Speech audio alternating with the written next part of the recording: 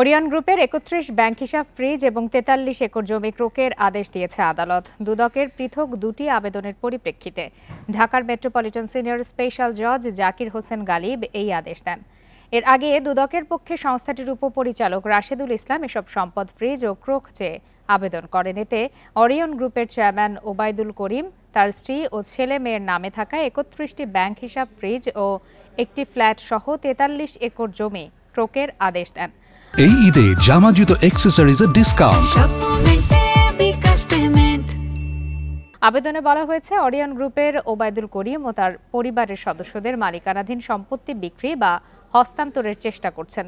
যদি তিনি তা করতে পারেন তাহলে মামলার পর বিচার শেষ হলে দোষী সাব্যস্ত হলে যে সম্পত্তি সরকারের অনুকূলে নেয়ার কথা তা সম্ভব হবে না। তাই সুষ্ঠু তদন্ত ন্যায় বিচারের স্বার্থে আদালতের রায়ের পর সরকারের অনুকূলে সম্পত্তি বাজেয়াপ্ত নিশ্চিত করতে এই সম্পত্তিগুলো ক্রোক ও ফ্রিজ করা জরুরি।